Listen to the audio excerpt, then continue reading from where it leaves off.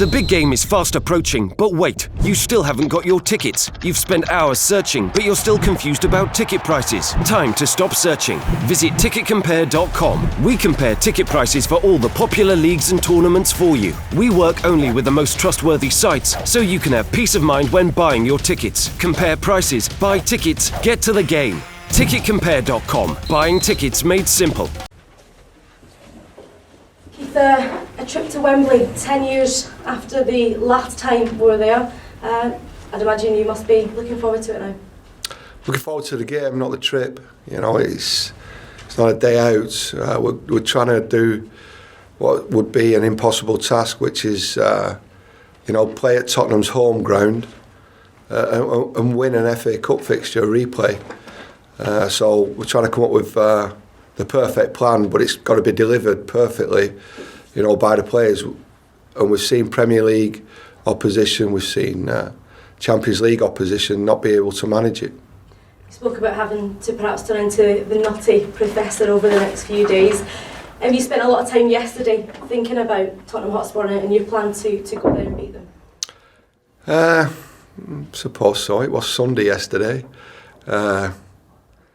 Sunday was a big day yesterday. Obviously, it's the year anniversary since my dad died.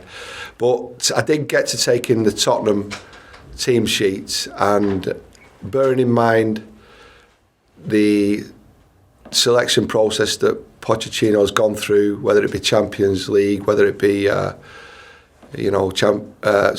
Premier League fixtures or the FA Cup, I looked at the substitutes bench, and potentially I think those players will definitely start the game. One or two hadn't made the matchday squad, and I think he may go a little bit stronger. We may be playing 3 or 4 players, I'm not too sure, from yesterday's win against Crystal Palace, but we're trying to concentrate on ourselves. I listened to what Roy Hodgson said in his preparation and his tactical sort of analysis of the way that they wanted to do things. Tottenham are very good at playing through the centre of the pitch, but then you sacrifice the width, and they're very good at getting crosses into the box, and they probably is one of the standout sides in the Premier League. They're quite special that they can attack you from every angle, so you have to be at your best defensively for 95 minutes, and it's a very, very difficult task for Premier League sides, never mind ourselves. But we've done our due diligence on Tottenham, but we've just got to make sure that we focus on our own game plan, and not get carried away with the occasion or the trip, and make sure that we're focusing on the processes that we have to go through, and we have to be better than we were against Tottenham a week ago. There's been a whole debate recently whether or not they're the sort of best of the rest in that division, out with Manchester City. Would you agree with that?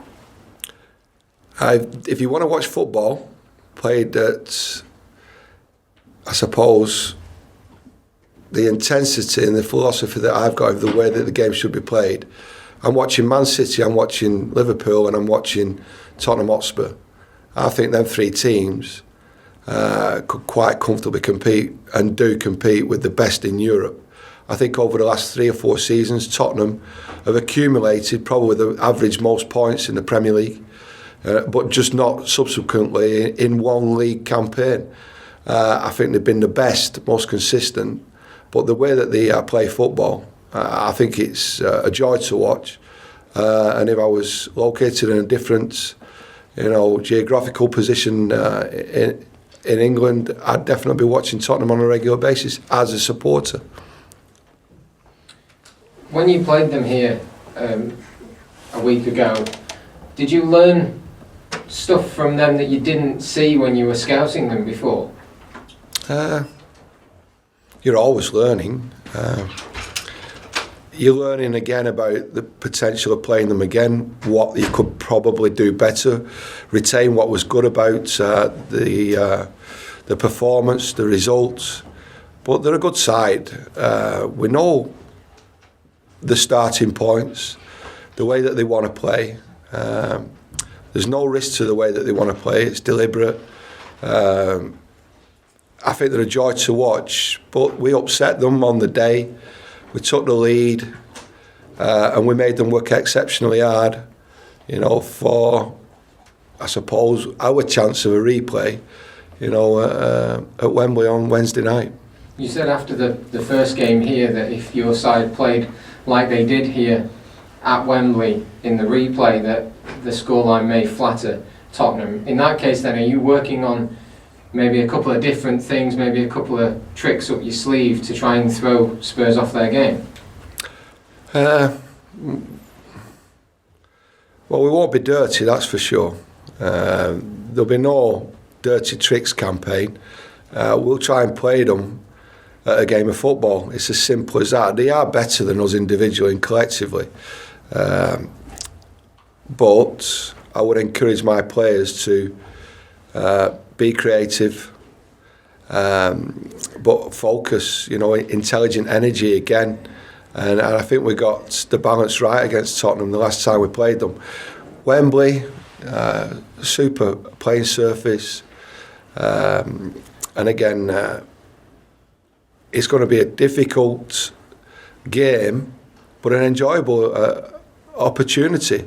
And that's what I want the players to see it as, an opportunity, not to test themselves, but to go and win a game. And they're going to have to be brave. And if we're brave and we get beat 4, 5, 6, then it's something that me as a coach, I accept.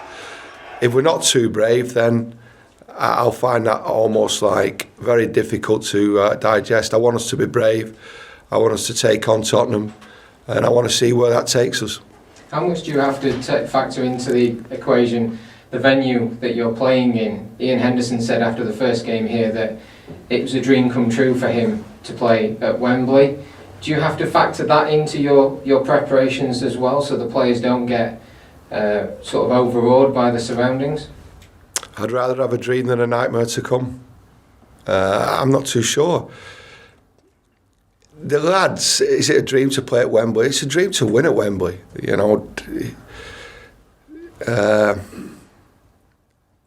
You'd rather be playing at Wembley in a cup final. It just so happens that it's Tottenham's home ground for this season.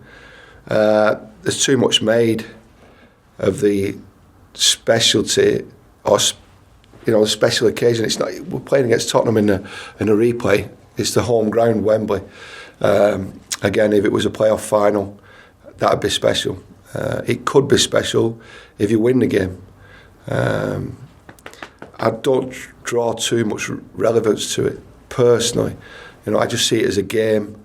Cut out the side shows and make sure we try and focus on trying to win a football match. But what I will say about the surface is it's the best surface that we'll play on this season.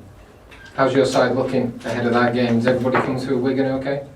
We have got a reduced size squad because of the players who were on loan, ineligible, who played in the FA Cup. So we're back to our FA Cup squad, which will involve obviously Dan Adzed and one or two other younger players like Aaron Morley and Gilly. So Calvin Andrew won't make the trip. He's still not recovered from injury, which is a disappointment, but we do need him, back fit rather than partially fit. So we're going to run with obviously the same squad that we had against Tottenham last week. You looking forward to it? Looking forward to every game that we're playing and every game that we're competitive in, and we will again be pressure free trying to win a football match. And finally, what would it mean to this team to come away from Wembley with a result? Well, it would mean that we're through to the quarterfinals of the FA Cup, which would be the first of the football club's history. And again, it's difficult. I think me evaluating success, failures, rather than it being weekly, it's got to be seasonally. So at the end of every season, when you sat on holiday, I think you start really, really assessing how successful. And in times to come, 20 years' time, if we was to have beaten Tottenham and get through to the quarter-final, then it becomes nostalgic success. And that's where I think, it's measured if it's, stands the length of time, like the promotions that we've had. That's where it could be special. Thank you. No worries. Keith, do you take any inspiration at all from what Wigan achieved last week against Manchester City? Of course you do. I thought they were magnificent. And obviously, I was with Cookie at the weekend. Not only have they beaten Man City, they've beaten West Ham, they've beaten Bournemouth, and they've got a chance to. I think they play Southampton. So I think they've done a tremendous job. Inspiration, 100%. But with respect to game planning, we do our own game planning, and we're looking forward to trying to beat Tottenham a different way than Wigan beat Man City. What have the players' attitude been like building up to this game? Was it hard to get them to focus on the Wigan game at the weekend, knowing that this was coming up? Yes, in a nutshell. Again, I made decisions on Saturday with 2 bookings to take those players off, especially with one of them being Jim McNulty, a central defender. He gets a yellow card so early on in the game. I didn't want any referee knee-jerk reactions to be sending him off, and the same with Callum Camps. We're already depleted on numbers, FA Cup squad, so I couldn't afford 2 players to be suspended for the Tottenham clash. But it has been difficult, I must admit. I think the players have had one eye on, the game against Tottenham. Just since the last game, Dele Alli's had a bit more criticism about diving. Is this something you're concerned could get into the mindset of your defenders and your players, or about how they treat him? I don't agree with him being criticised quite so heavily. I think he's an easy target. We should be protecting our better players. He's made a rod for his own back, I suppose, with respect to the incidents at the weekend. One should be a penalty, one shouldn't be a penalty. He gets no penalty. And I think it's difficult for referees to make decisions because there's so much furore surrounding Dele Alli. And I wish the referees would just make refereeing decisions instead of decisions against key players like Dele Alli, Harry Kane, or Alan Shearer in his day. And the fact of the matter is the referees should be neutral in the decision making, but it looks to me as though they're second guessing what Dele Alli's doing. And I think that's unfair on Dele Alli, the English game. And I think it's, for me, I think it's having an adverse effect on referees. Okay, thank you. Papers.